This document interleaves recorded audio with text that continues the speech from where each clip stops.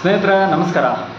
ಸ್ನೇಹಿತರೆ, ಪ್ರಜ್ವಲ್ ರೇವಣ್ಣ ಅವರು TV9ಗೆ ಲೈವ್ ಆಗಿ ಬಂದು ಅವರ ಒಂದು ಹೇಳಿಕೆಗಳನ್ನ ಹೇಳ್ತಾ, ಹಾಗೆ ಶುಕ್ರವಾರ SIT ಮುಂದೆ ಬಂದೇ ಬರ್ತೀನಿ ಅಂತ ಹೇಳಿಕೊಂಡು ಒಂದು ಮನವಿನ ಮಾಡಿಕೊಂಡಿದ್ದಾರೆ.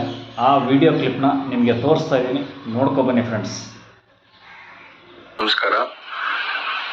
ಮೊದಲನೇದಾಗಿ ನನ್ನ ತಂದೆ ತಾಯಿಗೆ, ತಾತಂಗೆ ಹಾಗೂ ನನ್ನ ಕುಮಾರನಿಗೆ ಮತ್ತು ನಾಡಿನ ಜನತೆಗೆ ಹಾಗೂ ಎಲ್ಲ ನನ್ನ ಕಾರ್ಯಕರ್ತರಿಗೆ ಕ್ಷಮಾಪಣೆ ಕೇಳ್ತಾ, ನಾನು ಫಾರಿನಲ್ಲಿ ಎಲ್ಲಿದ್ದೀನಿ ಅಂತ ಸರಿಯಾಗಿ ಮಾಹಿತಿ ಕೊಡದೇ ಇರೋದಕ್ಕೆ ಇವತ್ತು ಮಾಹಿತಿ ಕೊಡೋದಕ್ಕೆ ಬಂದಿದ್ದೀನಿ. ಏನು 26ನೇ ತಾರೀಕು ಚುನಾವಣೆ ನಡೀತು.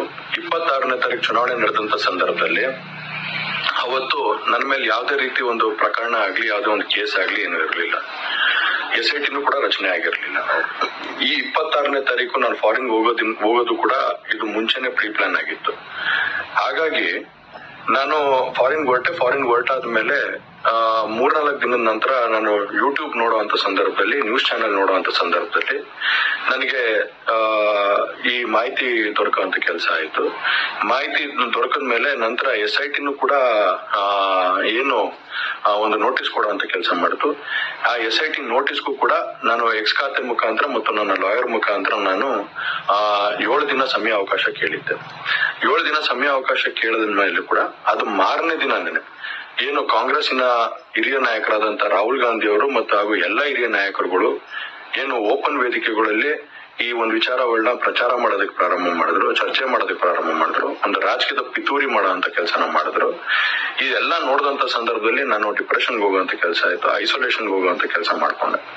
ಹಾಗಾಗಿ ನಾನು ಮೊದಲನೇದಾಗಿ ನಿಮ್ಮೆಲ್ಲರನ್ನು ಕ್ಷಮಾಪಣೆ ಕೇಳಿದೆ, ದಯವಿಟ್ಟು ಕ್ಷಮಿಸಿ ಅಂತ ಕೇಳಿದೆ. ಅದಾದ ನಂತರ ಹಾಸನಲ್ಲೂ ಕೂಡ ಕೆಲವು ಶಕ್ತಿಗಳು ಎಲ್ಲ ಒಟ್ಟಿಗೆ ಸೇರ್ಕೊಂಡು ಇವತ್ತು ನನ್ನ ಮೇಲೆ ರಾಜಕೀಯದ ಒಂದು ಪಿತೂರಿ ಮಾಡುವಂತ ಕೆಲಸ ಮಾಡುವಂತದ್ದು ಇರ್ಬೋದು.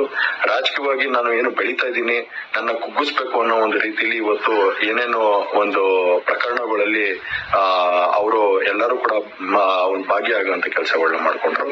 ಹಾಗಾಗಿ ಇವನ್ನೆಲ್ಲ ನೋಡಿದಂತ ಸಂದರ್ಭದಲ್ಲಿ ಇದ್ದಿದ್ದು ಇನ್ನ ಒಂದು ಆಘಾತ ಆಗುವಂತ ಕೆಲಸ ಆಗಿ ನಾನೇ ಒಂಚೂರು ದೂರ ಇದ್ದೆ. ಹಾಗಾಗಿ ಯಾರು ಕೂಡ ಇದ್ರ ಬಗ್ಗೆ ತಪ್ಪು ತಿಳಿಯೋದು ಬೇಡ.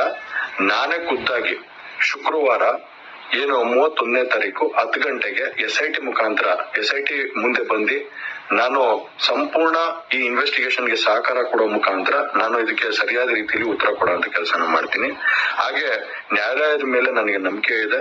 ಖಂಡಿತವಾಗ್ಲೂ ಕೂಡ ನಾನು ಈ ಒಂದು ಏನು ಸುಳ್ಳಿನ ಪ್ರಕರಣಗಳಿದಾವೆ, ಈ ಸುಳ್ಳು ಪ್ರಕರಣದಿಂದ ಆಚೆ ಬರುವಂತ ಕೆಲಸನ ನ್ಯಾಯಾಲಯದ ಮುಖಾಂತರನೇ ಮಾಡ್ಕೋತೀನಿ ಅನ್ನೋ ಒಂದು ನಂಬಿಕೆ ನನ್ನಲ್ಲಿ ಏನಿದೆ. ಹಾಗೂ ದೇವರ ಆಶೀರ್ವಾದ ಮತ್ತು ಜನರ ಆಶೀರ್ವಾದ, ನನ್ನ ಕುಟುಂಬದ ಆಶೀರ್ವಾದ ನನ್ನ ಮೇಲೆ ಇರ್ಲಿ. ಖಂಡಿತವಾಗ್ಲೂ ನಾನು ಈ 31ನೇ ತಾರೀಕು ಶುಕ್ರವಾರ ನಾನು SIT ಮುಂದೆ ಬರ್ತೀನಿ. ಬಂದ ನಂತರ ನಾನು ಇದಕ್ಕೆಲ್ಲದಕ್ಕೂ ಕೂಡ ಈ ಒಂದು ಇದಕ್ಕೆ ತಡೆ ಹಿಡಿಯುವಂತ ಕೆಲಸನ ಮಾಡ್ತೀನಿ. ನನ್ನ ಮೇಲೆ ನಂಬಿಕೆ ಇರ್ಲಿ ಅಂತ ಹೇಳಿ ನಿಮ್ನೆಲ್ಲರನ್ನು ಕೋರ್ತಾ ನಾನು ಧನ್ಯವಾದ ಹೇಳಕ್ ಇಷ್ಟಪಡ್ತೀನಿ.